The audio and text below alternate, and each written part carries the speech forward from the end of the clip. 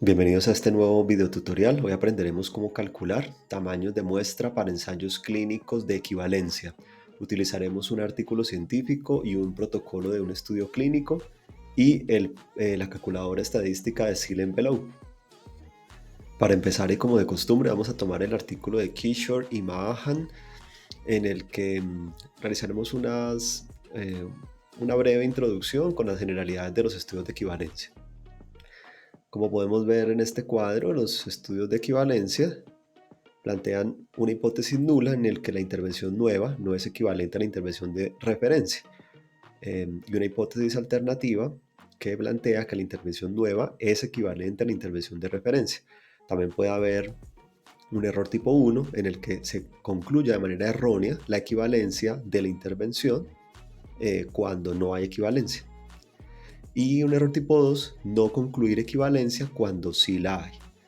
Aquí vemos nuestras fórmulas, no nos vamos a detener en ellas, pero si les interesa pueden ver que también, al igual que para estudios de superioridad y no inferioridad, tenemos fórmulas para cuando nuestra variable tiene, nuestro desenlace es un continuo o nuestra variable desenlace es binaria.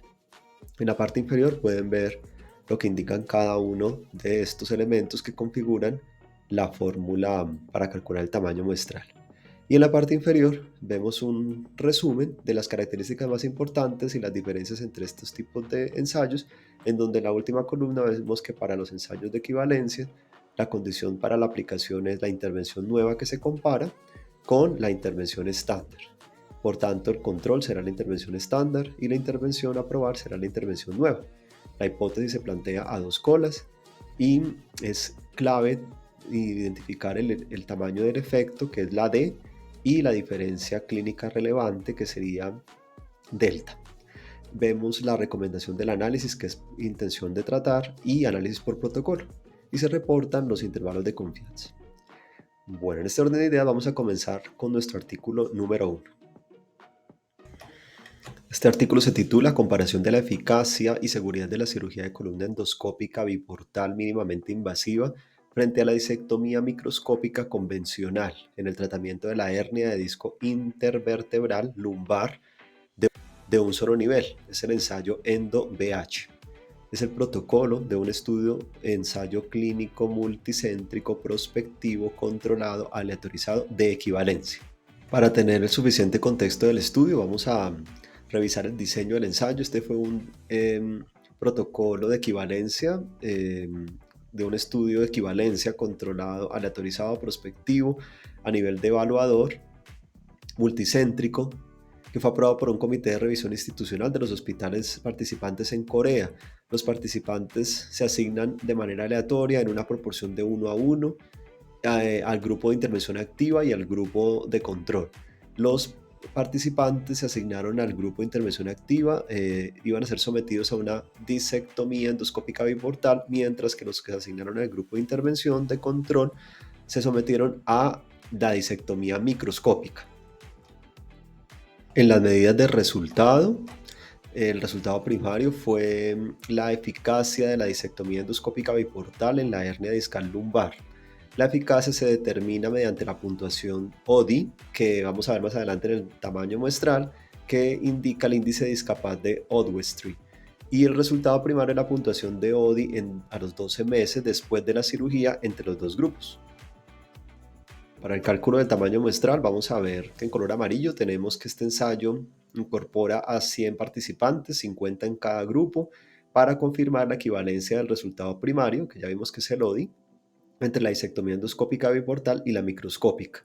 En color azul tenemos los parámetros. Nos dice que, de acuerdo con un estudio previo, referencia 21, la diferencia mínimamente importante en el ODI fue de 12.8, y en un estudio previo con referencia 22, la desviación estándar del valor del ODI un año después de la disectomía endoscópica fue de 17.1.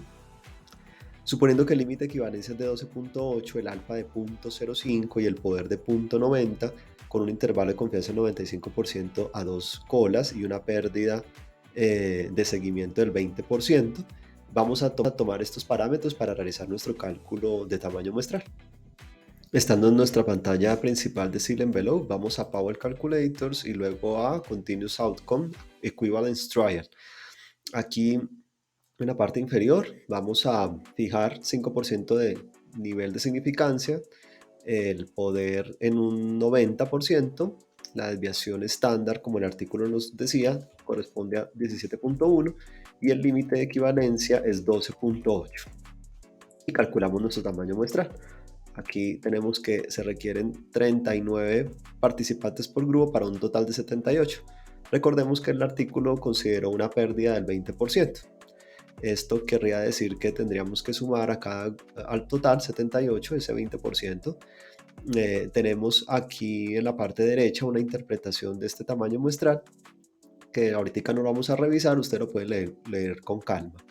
Bueno, vamos a comparar este resultado del cálculo realizado por parte nuestra con el encontrado en el artículo científico. Como vemos, en la investigación incluyeron a 50 participantes por grupo y nosotros encontramos un tamaño muestral de 39, que al incrementar el 20% eso nos da 7.8, quiere decir que entre 7 y 8 pacientes se adicionan para un total de 47 pacientes en nuestro cálculo. Este número es muy cercano al que utilizaron los autores de esta investigación. Vamos ahora al artículo número 2. El estudio se titula Lavado frente a succión solamente durante apendicectomía laparoscópica. Es un ensayo controlado aleatorizado de equivalencia. Vamos al diseño del estudio para tener un contexto. Nos dice que este es un estudio de equivalencia controlado, aleatorizado, de grupos paralelos, que se realizó en una sola institución. Se llevó a cabo en 2 sedes de un hospital de enseñanza de referencia terciaria en Melbourne, Australia. Vámonos al outcome, que lo tenemos acá, y es que el desenlace primario fue la IAA posoperatoria. Esto quiere decir absceso intraabdominal y se definió como una acumulación intraabdominal en un paciente que requería readmisión al hospital con síntomas compatibles con infección abdominal, marcadores inflamatorios elevados.